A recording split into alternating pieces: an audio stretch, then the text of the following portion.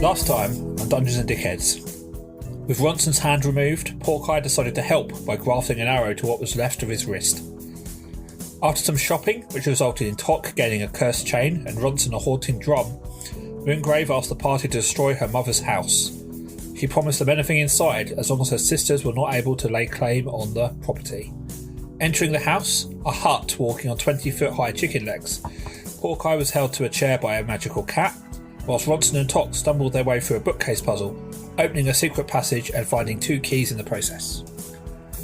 After finding a note explaining how to make one of 3 special potions, Ronson stumbled into a room full of slime, leading the party into a fight with 3 gelatinous cubes. Hang on, I noticed you used the word stumble several times there to describe our D&Ding. Stumble.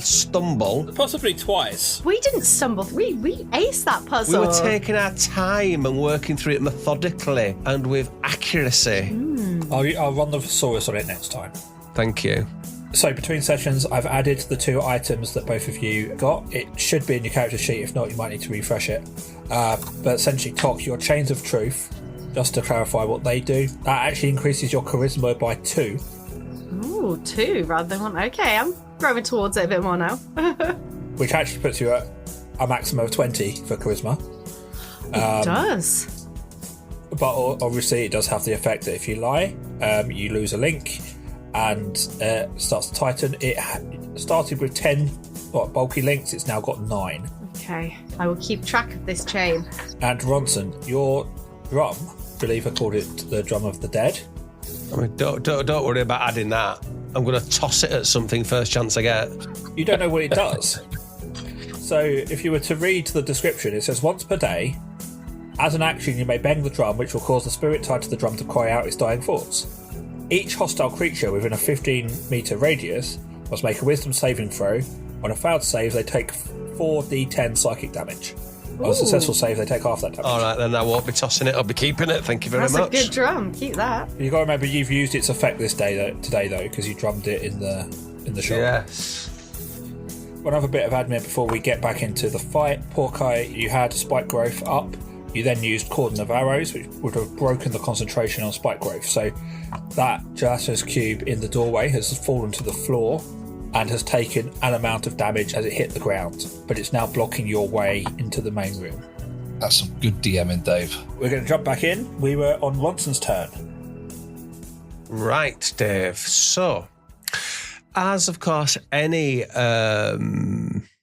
D&D expert will know, gelatinous cubes, the best way to deal with them, apart from trying to use the environment around them, of course. To use Google for any chance? No, this is just stuff I've picked up along the way when I'm hanging around with my D&D mates, just kind of, attending D&D sessions. I imagine if you were to hang around with D&D people, I imagine you'd be throwing stones at them and bullying them. No, probably they would tell me to go away and stop ruining their game. Well, yeah. You should throw stones at people. We all know that fire and magic are the best way to deal with gelatinous cubes. So I'm going to do a firebolt, Dave, then in that case. I'm going to give it a really good old firebolt. Now, I've used my 5th level spell, haven't I? So firebolt's a cantrip anyway, so you can't. Oh, it is, isn't it? Sorry, yes, it is. You're right. Yes. Okay. So let's go for a firebolt. So to hit, I have got 7 + 7, 14. You definitely hit. Which one are you aiming for? The one nearest you? Yes, the one nearest me, the one that I hit earlier. Yes. Yes. Cool. I mean, by the way, can I put out there that when I said, I know a good way to deal with these, acid will burn them up. Acid doesn't do anything. You didn't tell me that, did you? They haven't got resistance. It just doesn't do anything extra. Yeah, shouldn't you be advising me and saying, well, Neil, actually, that's not a good move? Not really. I mean, it still did damage to them. How am I going to learn? How am I going to get better if you don't teach me, Dave? Google. Neil, we've been doing this for 2.5 years. I have learned personally that there's no point in me trying to teach you.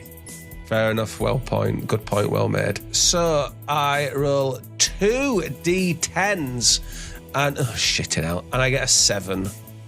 Okay, yeah, a little bit of fire hits that cube. So that's 7 damage. Yeah. But it says it does significant. It affects them significantly. So does that get doubled or something? Well, they don't have they're not weak to fire according to D&D Beyond. So, no. Well, according to D&D experts, Dave, Name one. Google AI. Right. Which rules did you search? There are different rules and stats Yeah. for different monsters. I just searched best way to kill gelatinous cubes, and it said use your environment around it, or the best attack is fire and magic. They're weak to fire and magic. So now you're telling me D&D has different rules. So now, Yep. Yeah, we're playing the 2014 rule set because that's the one we started on. We couldn't shift to 2024 halfway through. It doesn't make sense. I just don't know why I bother. I really don't know why I bother. I mean, you still did 7 damage. Oh, 7 damage. Better than 6. That's a scratch, isn't it? I just give it a scuffed knee. I mean, it doesn't have a knee. It's a cube. Crack on. You're not doing anything else? Not moving? Yeah, I mean, I'll just go back and hide around the corner again, yeah. Okay. Talk. Hello. You've got 2 of these cubes who are in about 5 foot reach of you. Am I currently in melee range with both of them, or just this bottom one? I would say both.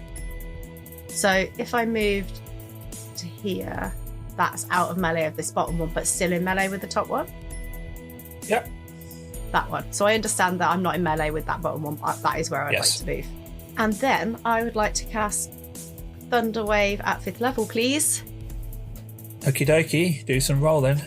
Okay. Let me just click my buttons. 17.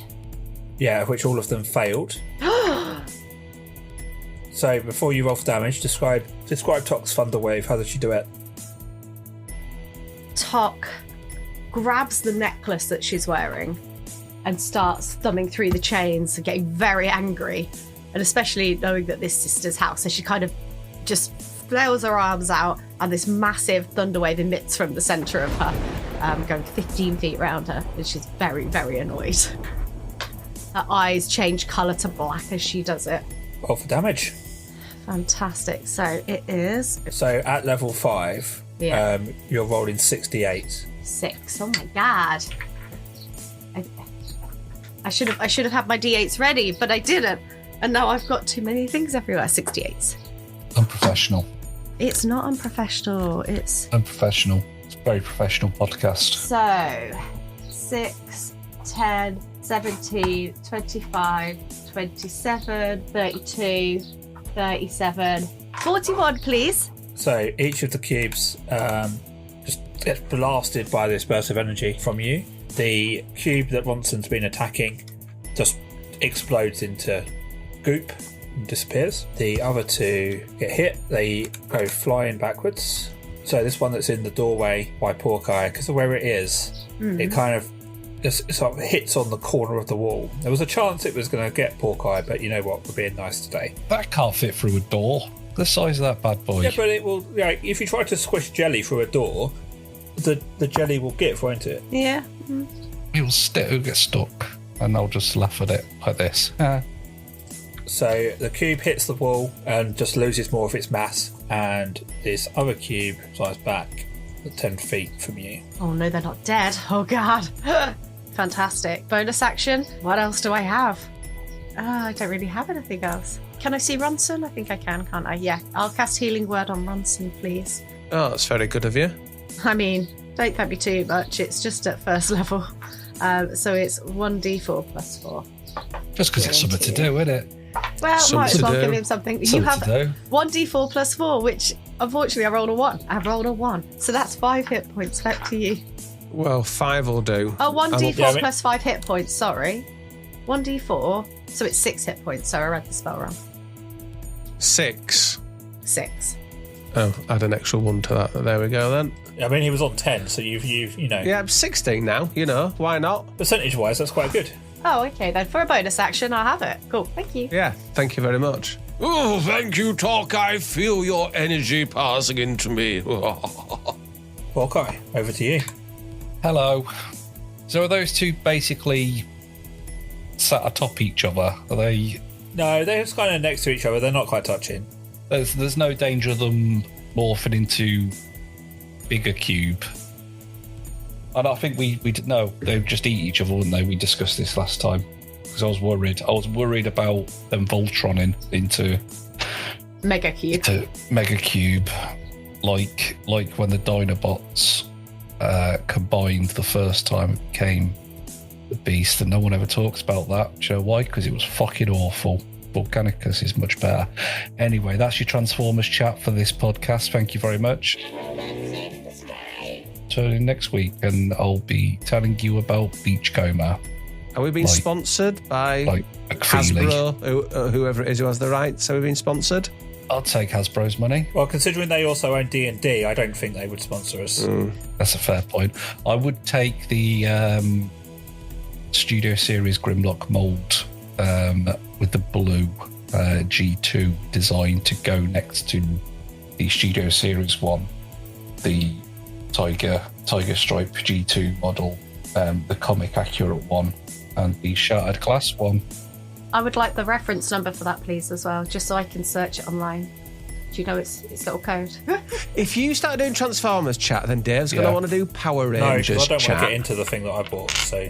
Oh, yeah, well, yes. Oh, that's true. Are you aware of what Dave spent, how much money Dave spent on a Transformers toy? You know, £1,000. I mean, I wasn't going to disclose that, but thanks, Neil. Oh, I'm going to have a photo of that afterwards. It's in my Discord. It's public knowledge. If it's in your Discord, it's not public knowledge. It's available to the public. When I finish building it, it is a 2 foot. It will be a 2 foot tall, fully transforming, combining Megazord with lights and a big light up base. It's only 2 foot. Yeah. Shy, be nice. What for one? You want at least a 4 foot one, surely? It's 5 different robots. I'm happy. We could monologue about this another time, but we don't need to do that. It's about a foot. I've got a 1 foot Volcanicus, which is all the Dinobots combined. That's pretty cool. Yeah, but it's not Transformers, it's Dinobots. Well, Dinobots are Transformers. Not main Transformers. No, but not main Transformers. What do you mean not main Transformers? I'm sorry, did I just insult you?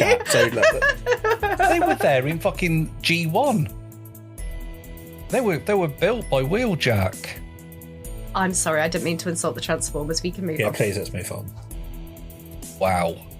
Anyway, we moaned about weird 90s pop culture is one of the cornerstones of this podcast, along with dick injury and swearing. Anyway, what were we doing? Oh yeah, we're playing D&D, weren't we? Sorry, I'll have a sip of coffee. Quick, back to Transformers chat. I know, right?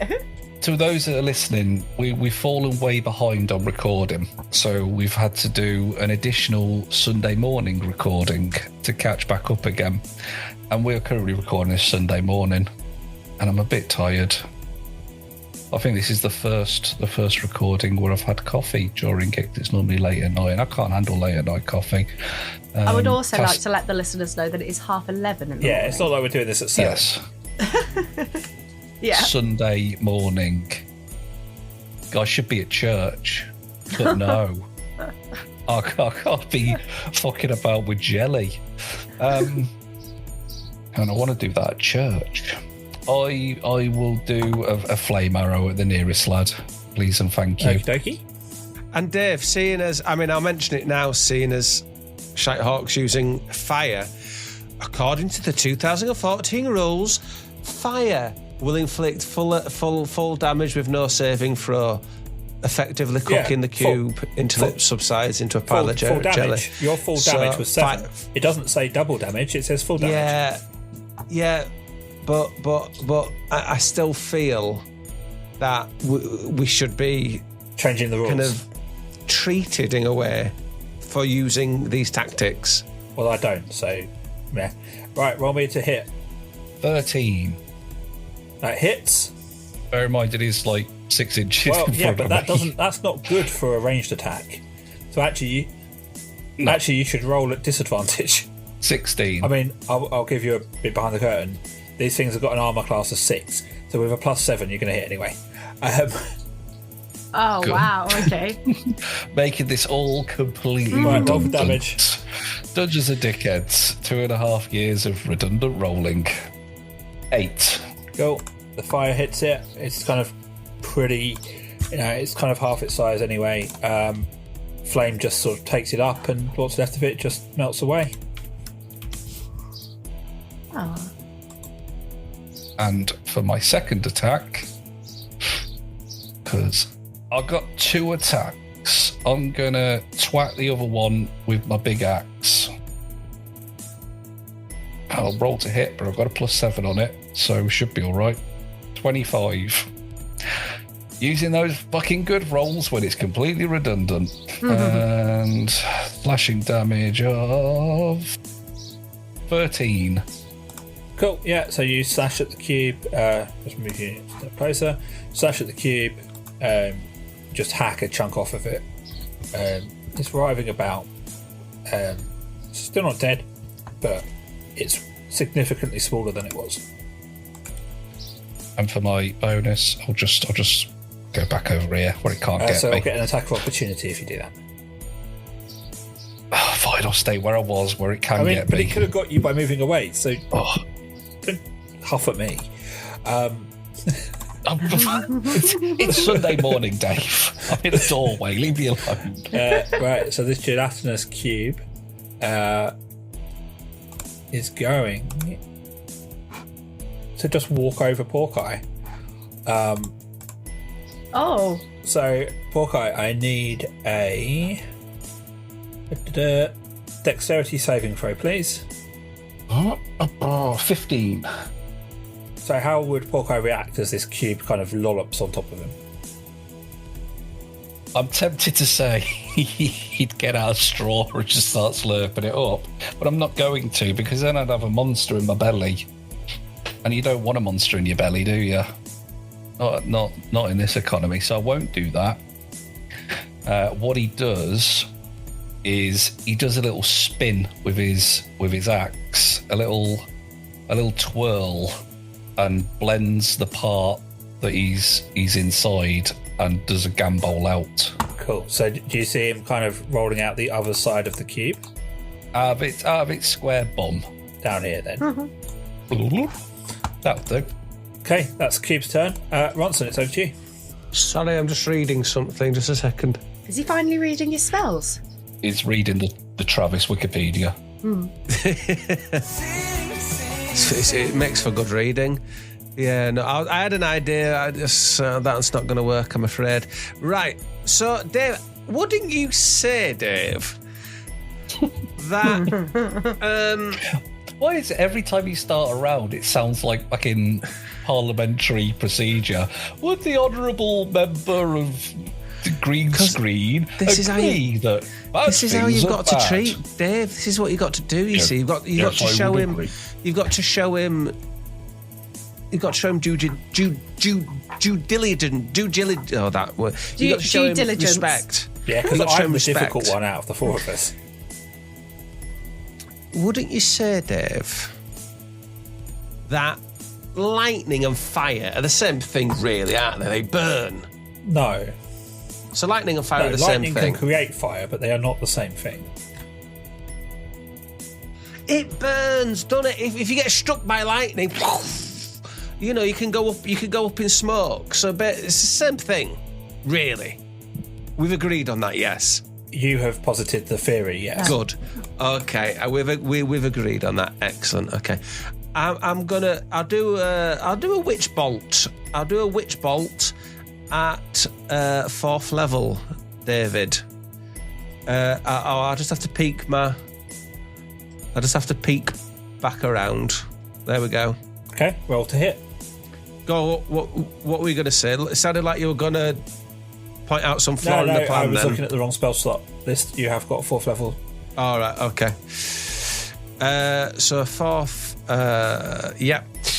Oh, by the way, I realised on the last one when I should have put one in the slot, I didn't. So I did. So I'll just give myself a heroic inspiration for that honesty. There you go. I've just clicked that. So to hit It's 27. I mean, that hits. Wow. Yeah. Do I get a bonus for that being like them? Do I get a bonus for that? Because that's good, innit? 27. No. I mean, you do. Does it you do even have, more damage? You do have a bardic inspiration dice from Tok that you can add to anything. I used that. Didn't I use that? Oh no, that was sorry. Yes. But you said Not that to wasn't to damage, damage, just to didn't attack, you? yeah. You said that was just a hit. Yeah. Well, what would be the point in using that then? It runs then out at the end of this fight anyway. So I just thought you might want to get a higher number does because it? you like big numbers. They make your ego better. Yeah, well, I like big numbers, but if it's not going to do any, You cannot lie. You're just talking me. You're just spinning your web here, Dave. Right. So 27 is it? Right. So now I roll 8. David, D12s, 59. Why is it 8? Why is it? I've got 4 written here. Well, it says 8 on my thing here. 4th level, 8d12. And I'm looking, and it says 4th level, 4d12. That's what the button is. That's the button I pressed. Just refresh and see whether something's happened on your character sheet. Because when I was looking, it says 4. Did you roll a natural 20? Yes. Right, you rolled a crit. That's why it's doubled. Right, fine. Neil, the only person in the world who doesn't realise when he's rolled a crit. Oh my god! No, I knew I'd rolled a crit. critical, but I didn't know that it did all. I knew I'd got like a natural 20 thing, but I didn't know it did all. It doubles it. So you're rolling 8d12. Right, that's why it's 8d12. Right, so it's 59. I hit it with 59. Also, bearing in mind that's basically fire as well. Please remember. The good news or the bad news? I can guess. The good news is you absolutely fry it and kill it. The bad news is yes, but the bad news is it explodes the bad and hits news us is or it's something. quite possibly one of the best rolls you've ever had. Unfortunately, the cube only had 9 health left. Oh! Still, what a way to go! I'd rather use overkill. I'd rather use overkill than So the there we last go. cube explodes in a slimy Ghostbusters style, and the room is covered in goop, but no more living cubes that you can see. There we go. I thought you were going to say something. Oh, it hits everybody and it burns them and they all take 10 damage. I thought it was going to be something like that, but okay, fair enough then. Okay, what you doing? Everyone needs to be more careful when they're walking around this house. Bronson, I think people should probably congratulate me first for defeating. I think we all took out 1 each, actually. I think you'll find it was very even. But I across did the quite board. a spectacular ending, didn't I? And as we know, it's all about the climax. And you didn't see my massive thunder wave tearing through this room. Well, I would love to have seen it, but I was hiding around the corner. Not hiding. I was taking defensive measures around the corner. Okay. Shall we continue to have a look through carefully? Yeah, let's have a little look through. Did you come in from this way down the bottom? Yes, it was the bottom was the entrance, so we're going this way. Look. Okay. Allow me to lead on. I'm going to move out of the room the way I came in. Cool, so you're walking through this corridor. Get behind Bits of me. slime, not too much. Nothing to really impede movement. As you enter back into the big central room again, the one that's got the cauldron on the plinth. Right. We're ignoring that for now, I think, can't we? So you're Until we know now we're telling safe. me that we went all around that area for nothing. We've ended up back at square one. Well, no. We've made the house safer. I mean, also... But the bloody cubes probably would have stayed But there if we also, had if gone you around remember, that way. there's a list of things that you could use for potion ingredients and maybe... Well, yeah, I was going to come to that next, yeah. Is that a dog? Tell me what you can see, Porky. It looks I like think it's a kangaroo. deer. I think it could be a kangaroo split open on the table. Clearly it's a deer. Look at its tail. Yeah, that's a It looks like that's a a kangaroo to dissected me. deer. For podcast listeners, there is a sprawled deer on the table which has its insides cut out, and it's literally legs akimbo on its back. It's looking like it's enjoying its life. Apart from the fact its belly's been torn Yeah, open. that's it. That's a god belly. It doesn't have one. I'm going to go up to this top right door if that's okay. Dave. Yeah, I'm going to say we haven't been that way. Right, well, I'll go to the bottom right door then in that case. You go that way, I'll go this way. So, where are you going? God. Hawkeye? Let's all split up. This always works well. I'm Gets going to it go done to faster, the doesn't the bottommost door down here. That's where you came from. We've been that way, haven't we? Yeah. Yeah, that's where we came from, yeah. Been that way. Okay, I'll just go to the Just closest top left. one. There's Then. the ones at the top left. Okay. All I'm not right. going to go any further because, I want to know what I Yeah, can okay, see so in this we'll stick with corridor. Tok first. So as you enter the corridor, you kind of... The floor's kind of the same, it's sort of quite varnished, but there's... Give me a perception check, please. Absolutely. Ooh, 11. I mean, it's a little bit dusty, a bit cloudy. Can't really pick out what it is, but... Okay. Just dusty and cloudy.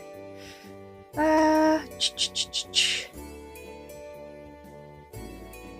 mean, excuse me, Porky, Ronson, now I Hello. know we needed to be careful, and I was the one that said to be careful, so we're going to be careful. Can you all come up here? There seems to be... Now, there was slime in the other room, there seems to be dust in this corridor. I don't want to go in without knowing what we're doing. On the way. Oh, yes. Daddy Ronson will come and protect you, don't worry. Please do not call yourself Daddy Ronson again. I like that. Danny I like the idea. Ronson. Daddy Daddy Ronson. Ronson. Daddy Ronson. The name's Danny Ronson. Chelsea, the kids, make Britain British again. That's Danny Daddy Ronson. Ronson.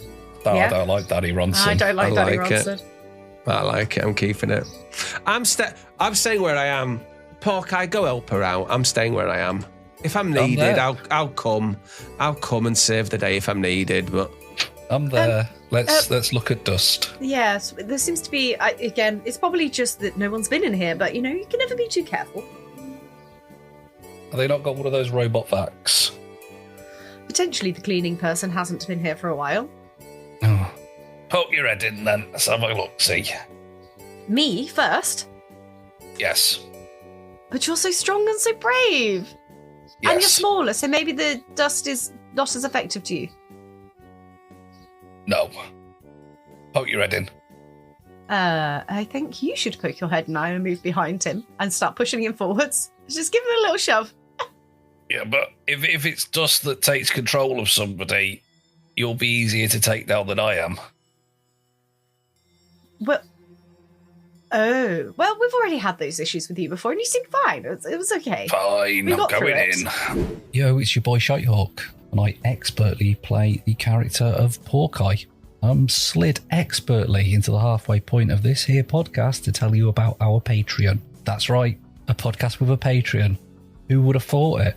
But if you go to patreon.com/dungeons and D-heads, that's the word and D-heads, not dickheads, D-heads, you can see the wealth of stuff we are offering to you. Not loads of crap that you're never going to get through, just story specific and fun stuff in nice little snippets. So come just give us some money. A little bit of money. Just a little bit. Please. Please, we'll give you free stuff like Dave's diary, early podcasts, shout outs, fun little deleted scenes, exclusive character chats, and discounts on merch. Can't forget that. Go to patreon.com/dungeons and D-heads, or just click the little link that's in this podcast description. Okay, thank you. Bye. Hello, monsters. It's me, Porky, coming in your corridor. Right, Porky, can you make me a wisdom saving throw, please? You also have advantage on it. Well, that's a 20 to start with. That's a 21. Oh my god. I'm very wise. We'll take the 21. So you just feel a little bit lightheaded, like just a little bit giddy, but nothing too serious. Wait a minute, I saw this in The Walking Dead. Hang on. I'm poking my head in. This looks like some sort of trap-based room with stuff from that Walking Dead spin-off. So as you enter, there's just sort of bits of bark and tree around, but lots of mushrooms growing out of the various bits of plant life, and just lots of dust, spores, whatever they might be, in the room. Plant life. I would put to you, Dave, that especially with those amazing throws and my forestry ranger-based knowledge, that I would look at these mushrooms and go, wait a minute, these are brain-rotting The Last of Us, that bit in that Walking Dead spin-off in the Channel Tunnel mushrooms. Well, if you give me a nature check, we'll see. Maybe I will. I'll do it now. I've already got a +1 nature for some reason, but it's a 20. Wow. What a series of rolls. So, yeah, these are mushrooms. You recognise that they're giving off some sort of psychogenic spore. You don't really know what the effect is, but you know enough that sort of most of the mushrooms sort of locally, they're not necessarily harmful. They're used recreationally. They can be quite strong, particularly if they're bred specially. Cool. Right, that room's a write-off. What was in there? Mushrooms that make you giddy. Oh, fantastic. And Tuck gets like her cape kind of and wraps it around her face and then holds her breath and runs in. Off you pop. I'm small, so I'm closer to the floor. Oh, God, the entrance. Tuck, can you make me you'll also be at advantage, a wisdom saving throw, please? Okay. That was awful. Saving. Oh, God, okay. Right, well, one's an 8. And one is a 15, so a 16 total. You managed to keep your head sort of God. with your mouth covered. You're able to just keep your senses about you as you run into this room of glowing yellow mushrooms. I'm going to grab a handful of mushrooms and then put them straight into my bag. Into a Okay. side pocket. And wait for everything else. And then I'm going to run out. Hello, Ronson. It's 1 in 1 out here at the moment. There's not much room. I liked that joke. You're quite the fun guy. Spores. I don't think we should go in that room anymore. I did take a sample, though. Okay, what are you doing? Well, I will go. Look, you don't need to suggest this. I'll give myself a heroic inspiration point for this. I'm going to go into that room that I just had a quick look in by accident. Because it's only fair, isn't it, that I take the consequences of whatever are in there. And I got a quick glimpse of something that was in there. So I'm going to go in there, Dave. Okay, so you're going in the middle door on the right-hand wall. Yes, the middle door. I'm coming down behind. Hold on before you go further, just need to read the blurb. So as you open the door, there's a very floral-y smell, as well as a bit of decay. And as you charge in, despite being told not to, you see a decaying human, I mean, some might call it a zombie, Yes. lurching towards you. There's a big tree behind them that's got human remains sort of entangled in it, hanging from the branches and stuff. But one of these zombies lurches towards you. And Ronson, I need you to roll for initiative. Roll for initiative. Oh, it's that one, isn't it? I always forget which one it is. Oh, Jesus Christ. 3. I'm going to give you the chance, even though you did roll a shit roll. If you want to shout out or anything for the others, you can, and we can include them in the initiative. If not, we'll carry on just with you. Before Neil does that, I feel like we have to ask this question with zombies. Are we aware of what zombies are?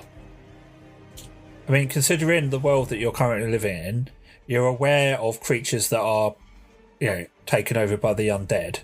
You don't necessarily know what they can and can't do, but the concept of a zombie being something that is dead but brought back with not a lot of free thought, you're familiar with that.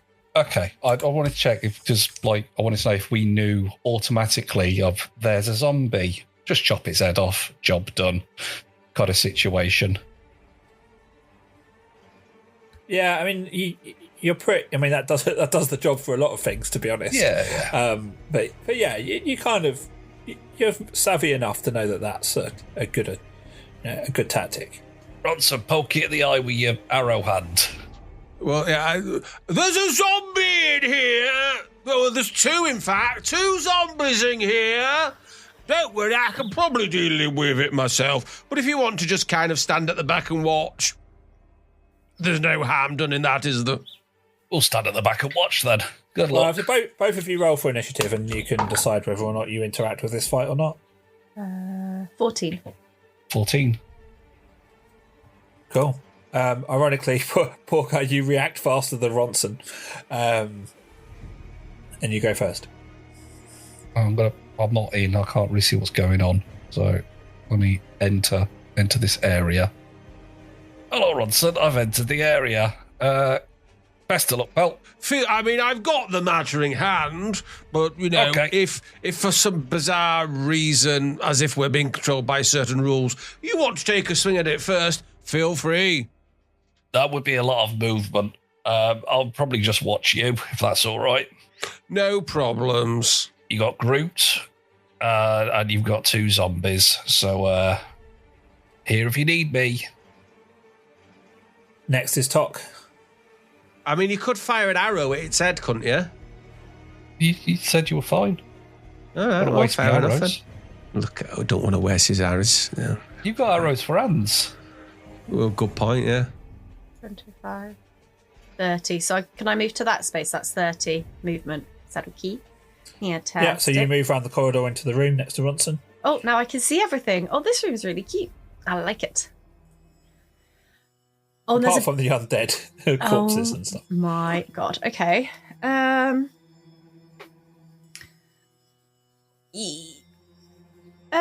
Zombies. Fantastic. A bit of fire, maybe? And then I'll cast Chromatic Orb. We'll do that at second level. And I'd like to do a fire one, please. Okie dokie. So second level, so what is it? It's 3d8 plus 1d8, so 4d8. If I hit, right? Yeah, and it's a sphere. Yeah. 4-inch sphere, so it's just 4 one. inch. Yeah, I was panicking because I saw a 90-inch sphere, like 90 foot something. I was like, oh no. Yeah. Oh my God, natural 20 plus, hold up. Da-na-na-na-na. It is Chromatic Orb plus, where have I flip? Where's it gone? Oh, so it is plus 9, so 29 to hit. Yeah. And that's on the nearest zombie, is that? Yeah, on the nearest one. Yeah. 29 So that's to going to hit. be 8d8. 7, 8. I have 8d8. Let's roll those babies. Okay.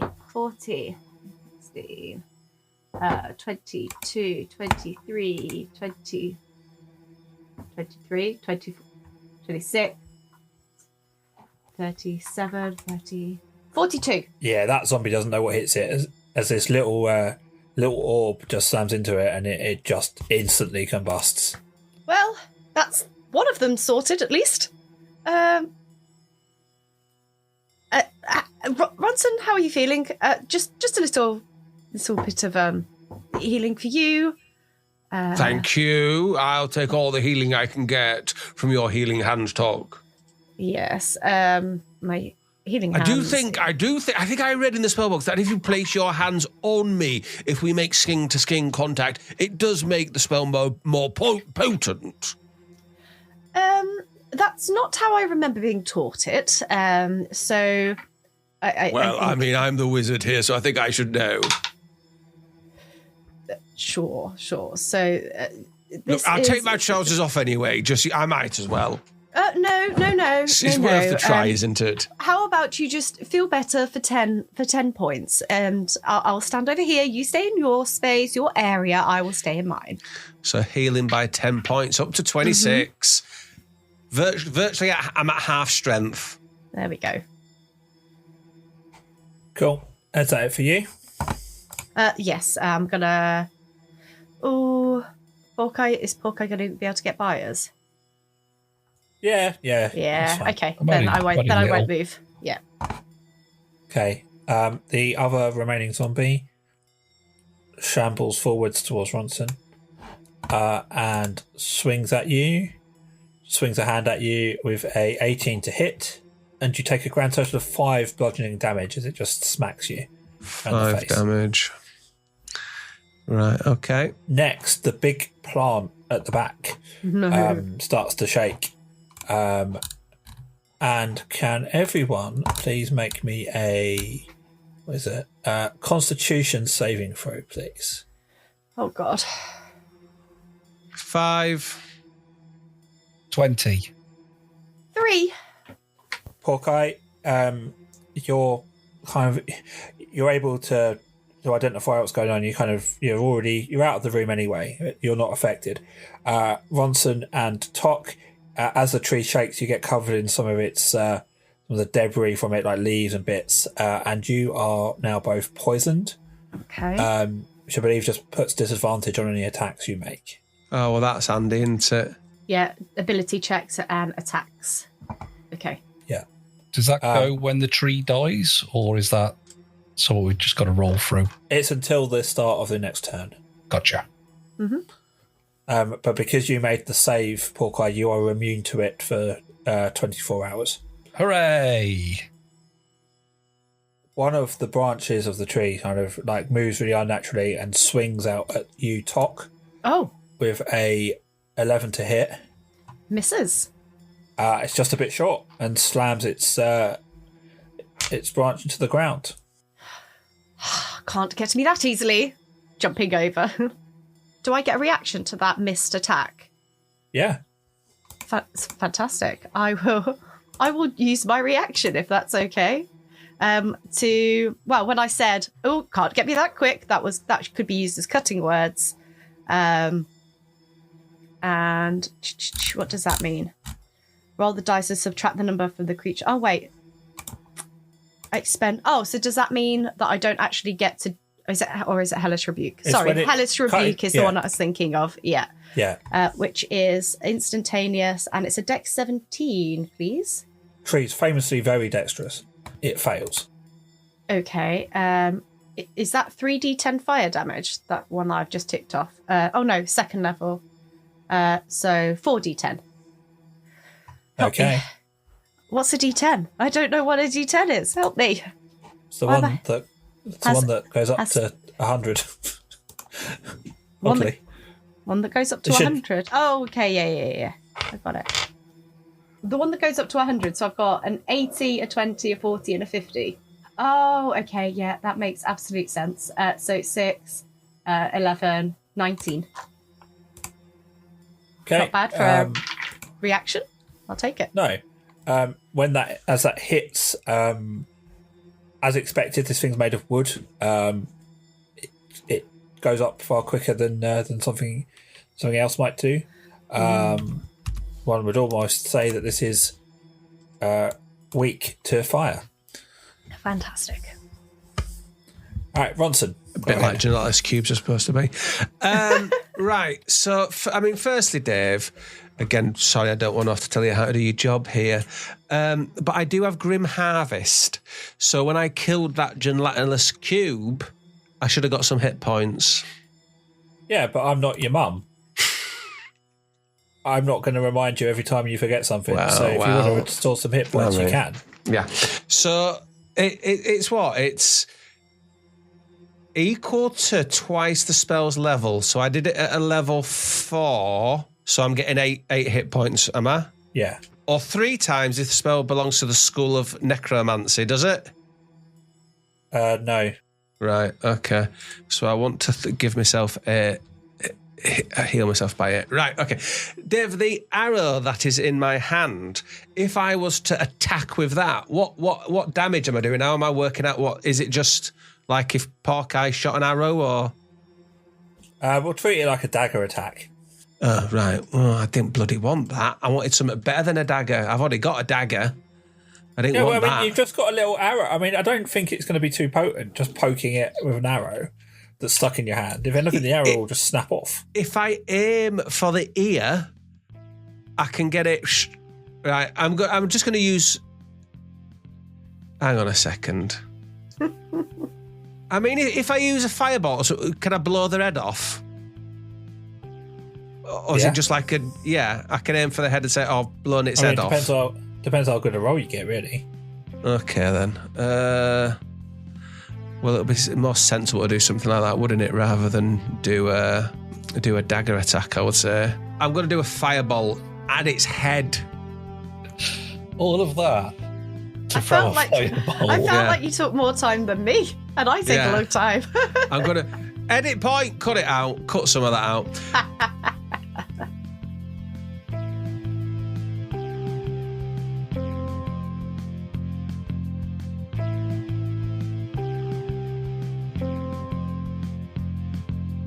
Wow, what a cliffhanger. Now that was an exciting end to the episode. I say that, these are all pre-recorded, so I haven't got a clue what happened. It could have been a bit lackluster. I suppose it happens, doesn't it? But please come back next week for more exciting adventures from these three buffoons, not including myself in that, of course. And thank you to Stephen Ranking for whatever you do. I think editing, he edits or something like that. Same time next week, folks.